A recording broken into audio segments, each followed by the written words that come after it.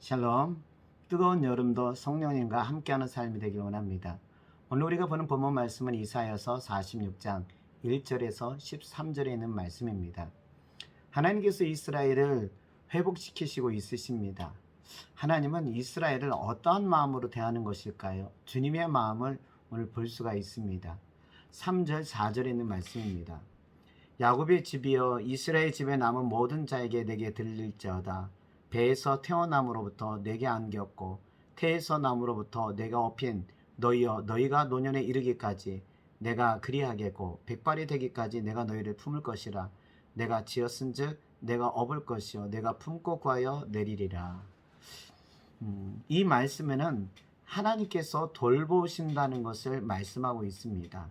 뱃속의 태에서부터 자라서 백발이 될 때까지 하나님께서는 돌보시겠다는 겁니다. 누구를요? 이스라엘 백성들을 그렇게 돌보시겠다는 겁니다. 실제로 하나님은 이스라엘을 이렇게 돌보시고 있습니다. 아브라함을 통하여서 불러서 이스라엘의 시조가 되었습니다. 그리고 계속해서 이삭, 야곱, 애굽에서 많은 사람들, 많은 민족을 만들었던 것을 봅니다.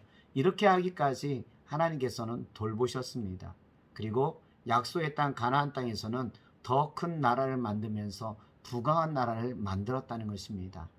하나님께서는 이처럼 이스라엘을 늘 돌보시고 있다는 것을 알게 됩니다.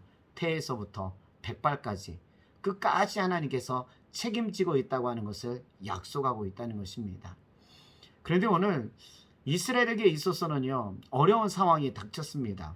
나라가 망했고요. 이스라엘 백성들은 포로로 잡혀갔습니다. 하나님이 돌보신다면 왜 이러한 일이 일어날까 하고 의문을 가지게 됩니다. 그렇지만 이스라엘에 있어서 이렇게 된 원인은 그들의 죄 때문이었다는 것입니다. 그렇지만 하나님은 그들을 포기하지 않고 여전히 포로 생활 속에서도 돌보시고 있다는 것을 알게 됩니다. 하나님은 시작부터 지금까지 끝까지 하나님은 돌보시고 있다는 겁니다. 비록 이스라엘 백성들이 죄에 의해서 하나님을 배신하고 갇힐지라도 하나님은 여전히 그들을 돌보시고 있다는 것입니다. 여러분, 이처럼 하나님은요, 우리를요, 돌보시고 있다는 것입니다.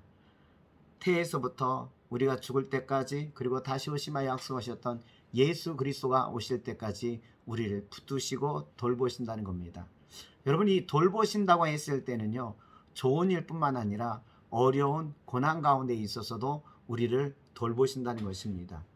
우리는 그러면 하나의 의문을 가지게 됩니다. 돌보시는데 왜 고난이 오고, 돌보시는데 왜 우리에게 있어서는 어려운 일이 닥치냐 이겁니다. 우리가 사는 이 세상은요, 우리 안에는 여전히 죄성이 있습니다. 그리고 우리가 사는 세상은 죄의 영향 아래 마귀가 있다는 것입니다. 그러니까 하나님께서는요, 좋은 일과 고난을 통해서 우리를 어떤 사람으로 성장시키길 원하냐면요, 죄를 이기고 이 세상을 다스릴 수 있도록 돌보시고 성장시키고 있다는 것입니다.